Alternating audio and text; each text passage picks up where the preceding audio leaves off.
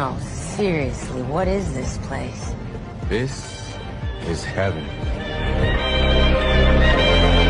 إذا كنتوا من سكان اسطنبول أو جايين سياحة لاسطنبول وبتدوروا على أماكن جديدة إن انتوا تروحوا عليها غير الأماكن المعروفة لكل الناس ولكل السياح، يعني دايما الناس عارفة أماكن معينة للسياحة فهي دي اللي بتروحها وخلاص. لأ، اسطنبول فيها أماكن كتيرة جدا انتوا ممكن تزوروها وتروحوها وبأقل التكاليف كمان. يعني أنا كل الرحلات اللي هعملها لكم بأقل التكاليف كأنكم من أهل البلد، من غير نصب من غير أي حاجة.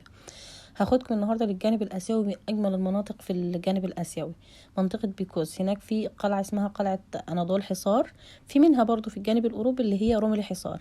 فالنهارده هاخدكم على اناضول حصار لان من هناك المنظر والاطلاله خرافيه. اسهل طريق ليها ان انا من منطقه ايمينيون اللي كنت واقفه فيها دي اخدت الباخره ورحت منطقه اسكودار، نزلت في منطقه اسكودار، من هناك اخدت باص. انتوا ممكن تكملوا برضو عادي بالبواخر تروحوا لحد اسكودار، من اسكودار تاخدوا بخرة تانية توديكم لحد اناضول حصار. فممكن تكملوا طريقكم بالبحر عادي، بس احنا فضلنا ننزل اسكودار ولان اتمشينا في اسكودار شويه، بعد كده اخدنا الباص ورحنا لحد منطقه اناضول حصار. نزلنا هناك عند القلعه. القلعه دي من القلاع التاريخيه المشهوره جدا المعروفه في اسطنبول، هي شكلها ظاهر هنا. قصادها على طول الناحيه التانية في الجانب الاوروبي في واحده. التذاكر بالنسبه للناس المقيمين ومعاهم الاقامه 50 ليره، وبالنسبه للناس للطلاب 15 ليره، والسياح 100 ليره. بس دلوقتي الشهر اللي فات تقريبا زادت، بس مش زادت كتير قوي الاسعار يعني عن اللي موجوده دي. فهي القلعه من جوه ما فيهاش حاجات كتير، يعني فيها معرض بسيط كده زي متحف بسيط بيحكي عن قصه القلعه وكده. بس الاهم ما فيها الاطلاله بتاعتها من فوق، ان انتوا جمدوا قلبكم كده واطلعوا لحد فوق. فيها سلالم مريحه جدا وكويسه، اللي هي السلالم دي زي ما شايفينها ظاهره هنا. فطلعنا لحد فوق خالص، من هناك بقى اهم حاجه الاطلاله بتاعتها. فبجد المنطقه هناك خرافيه، يعني منطقه بيكوز دي معروفه بين الاماكن الجميله جدا هنا في اسطنبول.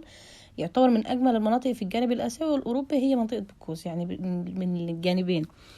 فتحسوا نفسكم كده ان انتوا في صبنجة محشوقية من كمية الخضار اللي موجودة فيها والطبيعة اللي موجودة فيها. فزي ما شايفين كده المنظر خرافي من فوق. فاحنا اهم حاجة كان عندنا ان احنا نطلع من فوق ونصور من فوق.